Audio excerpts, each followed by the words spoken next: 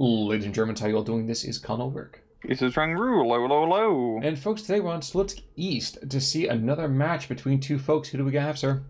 Left-hand side in the blue, we have Soap playing 122nd, and also his user title, with Maverick Income. Right-hand side in red, we have AS playing a 7th Mechanized Corps, with a Maverick Income too, and we're seeing some Fokker Wars, well, Fokker about early on. Yeah, exactly. And there's also a PE3 to the northern, so I'm actually surprised that BF-109 is not being tasked to go after him. But, 13 mil's not going to kill a whole lot. He might even go down by it himself.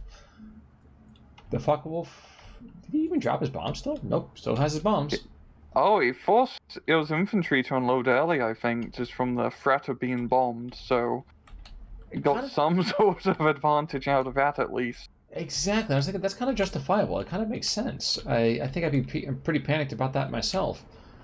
Early SU-43 rush over here into the central position, trying to establish those good fields of fire.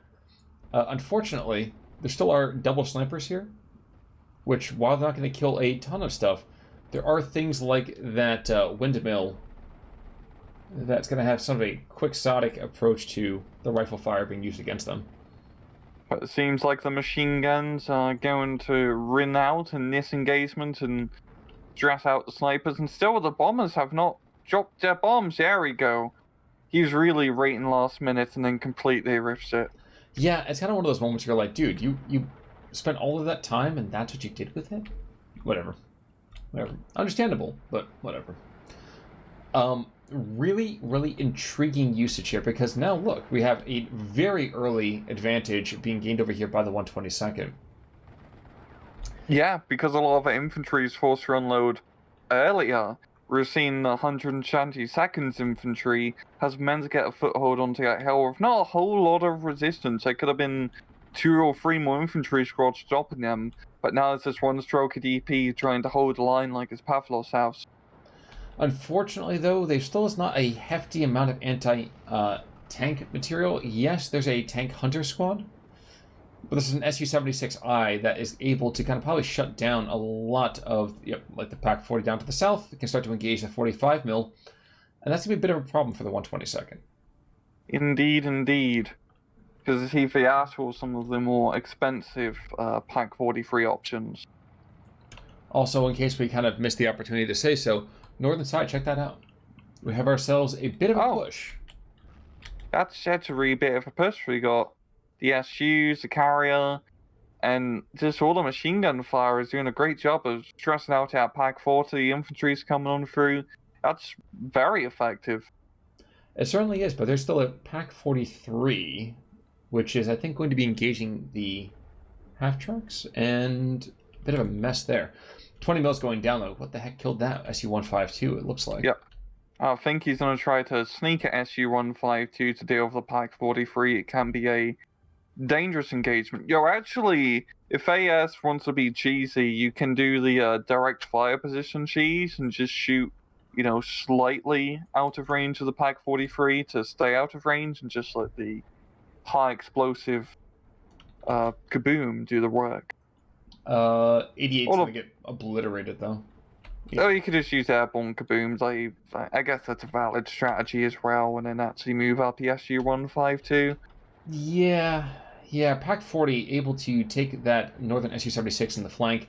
Unfortunately, he's also going to get flanked by SVTs here, so it's going to be not too pretty for too much longer. Indeed. Checking back to the south, the early advantage is gone. There was an advantage that has now been not squandered, but it's certainly been not capitalized upon, let's say. Yeah, he was pretty much held into that little corner of the forest. He just did not have the firepower, some tanks or, some more CQC infantry to rush on up.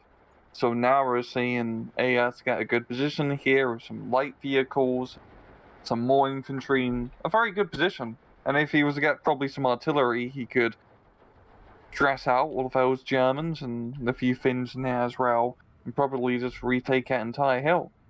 That's true. And up the northern side, oh look, it's Airsats trooping. Your favorite, Khan? My favorite. But at least get some Sturm Pioneers to kind of light a fire under the backsides. Which, that's we talk about it constantly. These guys are there to take hits. Just so that way the Pioneers don't have to.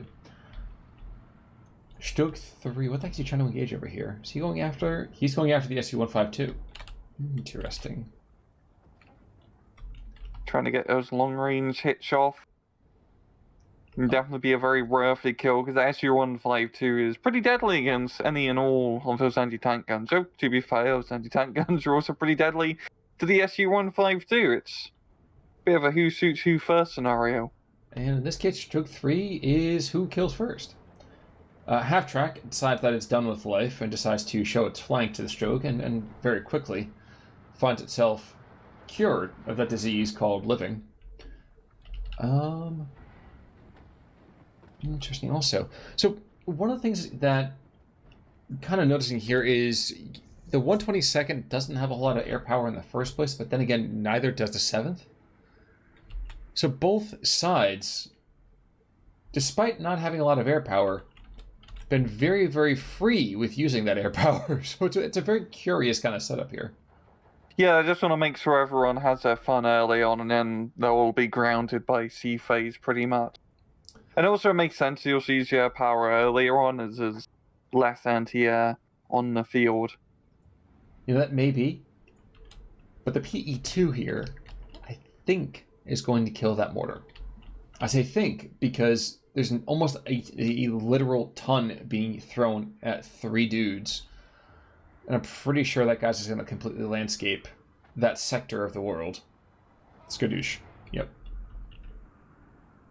81 mil is no more. I think it's just more of a matter of time till AS can push the 122nd off his still.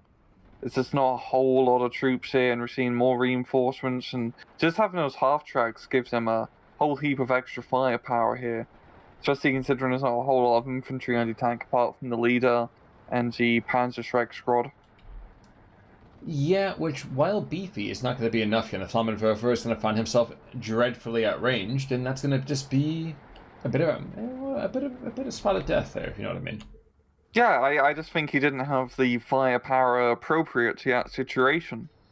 No, and that's kind of the issue of the 122nd, is that despite the fact that they have some really intriguing weapon systems, like I always love myself a SKU-42, I love seeing the PaK-43 88s, it's just that their infantry, in my opinion, just can kind of be a little bit lackluster.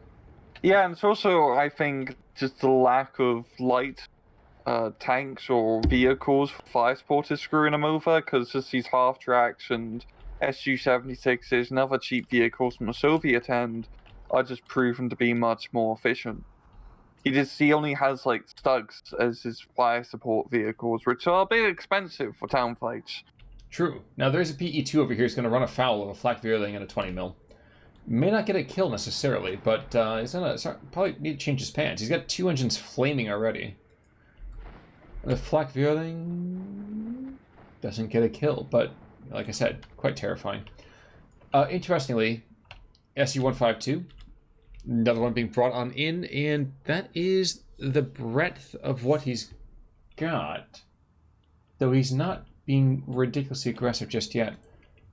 I wonder if he knows there's another 88 there. I wonder. I would hope so.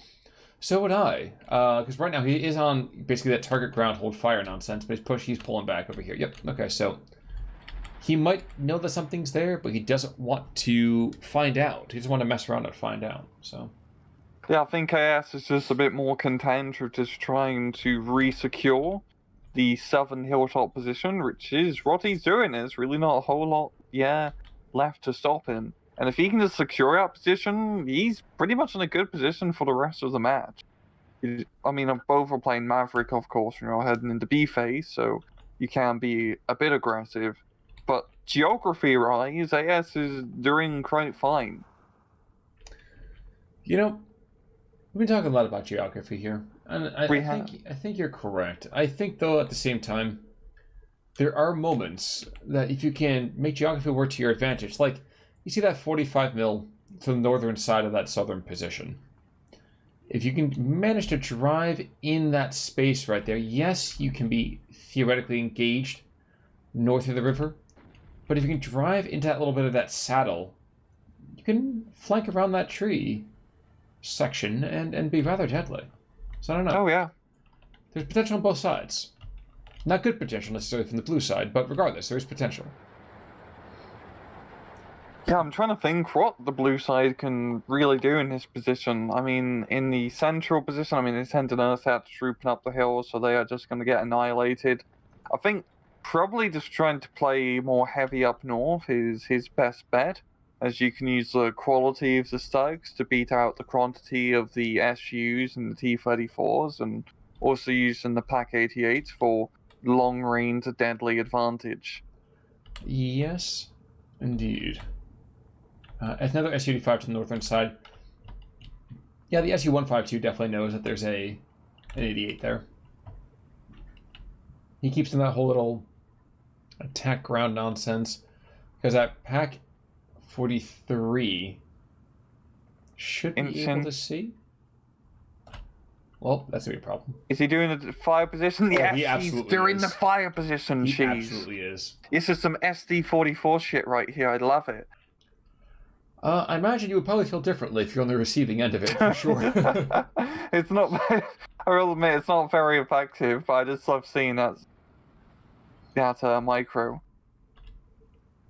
Well, and he's got a dozer being pushed on in so that we can maybe get eyes on to be a little more accurate here. Northern side, he heard you. He tried to be aggressive with it. And M2A1s, those guys can get taken out pretty quickly, and are get taken out pretty quickly by the 45 mil. With the Stoke 3 moved up, it's going to get killed in pretty short order, I feel, between the Su-122s and the Su-85s. Yeah, it's just a lot of SUs all over this match of all calibers and sizes. And we just have this little pocket here of AS's troops hold off against, well, a lot of these troops as well. I think the 122s, if they come in, can prove to be pretty clutch in this scenario. Well, and he's going to be able to probably, bloodily, but probably clear out that forest. Though it will not continue to be easy for him. You need to get those Finnish Molotov troops up closer. Oh, absolutely. Absolutely. And it does not seem to be the case. Oh, good bombing. Wait, did he get the bombs off? He did not. Never mind, not a good bombing strike. Stug goes down, and yeah, those SUs are still available. He was actually keeping them in reserve. The 122s and 109s, he's not just committing them for a counter-offensive. I guess Pak-40. I guess he's actually... Yeah, I see. He doesn't want to get blown up by anti-tank guns in the forest. True. The 122 is going to unmask its presence as it starts to engage the Pak-40 inside that forest. He knows he's there. And very, very definitively says hello. Oh, wow. Is he just fire positioning? No, he was actually attack moving. Okay. I wonder how he got line of sight. I think it was actually from the Strokies. So, no, never mind. Dozer? Maybe the Dozer somehow. Dozer Oh, yeah, Dozer, yeah. That would make sense. And with that same bit, that's actually how the Stu-42 is being engaged. And 3 of those guns should be more than enough to take out the Stu-42. He's bouncing already. That's not exactly what you want to be doing when you have an assault gun of that particular frame being engaged. PE2's down to the southern side. I think he's sick and tired of getting hit by these flak Vierlings, but he's also hitting the infantry on the hill. This is going to be, I was going to say a Polish push, but a Soviet rush here, I think, to clear the 122nd for once and for all off of that hill. Yeah. And it's just a very terrible position for Soap to push. You could say it's an uphill battle, especially when using assets trooping in an offensive role. PE2 goes down. We have actually another Su-152 engaging a Pak-43 in the center part of the map. And both guys, despite being able to theoretically to get enough bang for their buck to take out their opponents, gonna call it quits. Not so for the northern Pak-43, though. No, he's gonna try his darndest, but he may be a little bit outgunned here. Does kill one, but he has taken heavy casualties for that one kill. Yeah, and just looking at a raw, just numbers comparison, that's not an even trade. Fine, you kill an Su-122, that's great, but it's not, an economic trade, let's call it. No, you need to be killing a little bit more. At least the one advantage through the 122nd is you do get a lot of those Pack 43s, and they are an insanely good anti-tank gun. I mean, they're like the best anti-tank gun in the game, power-wise. Mm-hmm. But you can only really do so much with them. Especially in an open, I mean, you kind of have to use them in long-range open fields, but you can't be aggressive with it. It's not going to get you any flag. Unfortunately, at the same time, too, they can be counter-battered, as you see here. The 76-2s halfway across the map are putting decently accurate fire down on top of it. Couple that with the SG-43s, which I think are engaging both the anti-tank gun as well as those snipers. Doing Adardis. And we're seeing a heavy investment down south here from Soap. He is going the distance. Bunch of Sturm Grenadiers, Reverse Hertz Truppen, and a Stug 3. And 150 mil of his own, probably for counter-battery work. No, he's hitting the front lines with that bad boy. Oh. So he's being kind of plucky. I don't know if that's really going to pay off for him, but he's being plucky, and I admire that. Yeah, it's honestly a decent position to hit because it is a rather clumped and clustered location. It's also quite funny. I know you mentioned this before the cast. You haven't seen any off-map historique so far. Yeah, which is surprising because usually, you know how I feel about it. I like having the on-map artillery because I feel it's more dynamic. But I know at the same time too, if you really want that nice hefty push, you want to have that off-map to deliver a big punch here.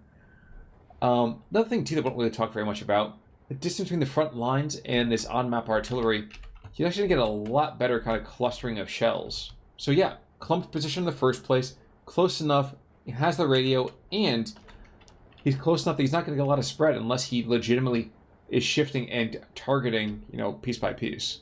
So yeah, and just having self-propelled guns is such a huge advantage because it's very easy to just relocate and not get counter-batteried, especially when there's the counter-battery option. You can just let the AI do it. You don't even have to micro it. True, and we actually are having the self-propelled guns are going to be engaged in that 150 and probably killing it before too much longer. Yeah, he's going to need to back off. Oof, he's not backing quick enough. Which leaves his infantry push dreadfully exposed. Truppen very optimistically trying to go somewhere over than the first 20 meters of this hilltop. And Superiors are going to shut down that northern prong, I think. Yep, there they go. They're going to reverse that. Some Grenadiers trying to come in, but you may have a fancy assault rifle, but a satchel charge doesn't really care. Nope, not when you have all those SVTs, not when you have TNT, and not when you have that Papa Shot. Yeah. Them some better ingredients for sure. Sturm Grenadier, he's going to trade more or less favorably against the SVTs. Unfortunately, he took a lot of morale damage already from the Superiors. We're going to come back off their shock and catch them in the flank. And Sturm Grenadiers get absolutely shellacked here. I don't know really what Soap can do. I'm not saying he's been cleaned up, but things don't look too squeaky for him right now if you catch my drift.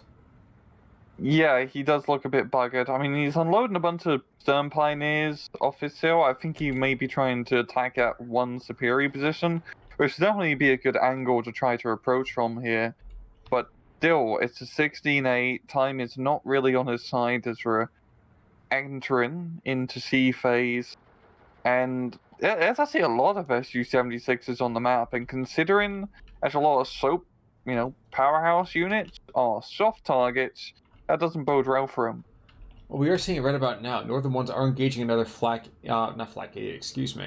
Pack 43. I get lost in the fact that Flak 88 and Pack 43 are roughly the same kind of weapon system here. But lots of firepower being levied their direction, and yeah, they can barely move across the open field without getting just pounded into dust. Yeah, he's attracting all sorts of attention there. Well, not the very favorable kind. The funny thing, too, is actually the Flak 38 that's coming around him. The SU-76s are actually errant enough, let's say. There's enough error behind it because they're not getting radioed in.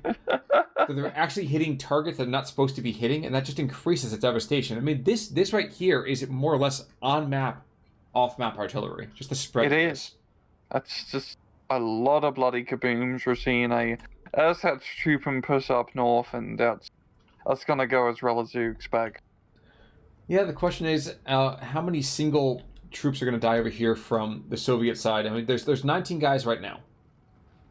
So I'm just going to watch as all the air/troopmen get absolutely obliterated by this. And I'm kind of curious to see how many... Okay, that's one.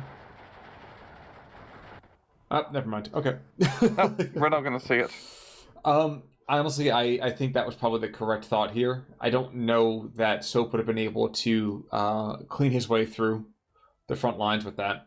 But I do have to doff my hat to him for the plucky idea that the 122nd is S tier. I'm just not sure what S stands for. Probably suck tier, I'd have to say. And you know what? I was thinking that. Mm-hmm. Yeah.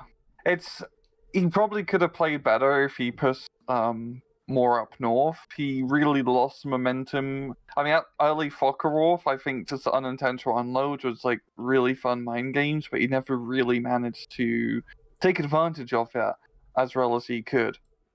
And he also just got very much stuck into CQC fights where the 7th performs really bloody well because they have all the cheap light support vehicles backing them up. If he could have used his Pack 43s and Stugs up north and just try to play the open field game and hopefully not get counter battery to death, would probably be his best angle of attack on that map.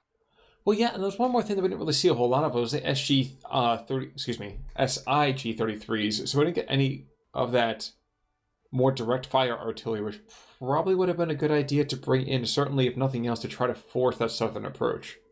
Indeed.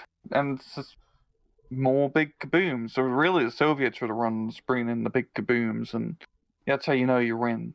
True. Just more high explosives. Unironically, that's the one cool thing about Steel Division. It's just, yeah, you may have a heavy tank, but they don't like high explosives still.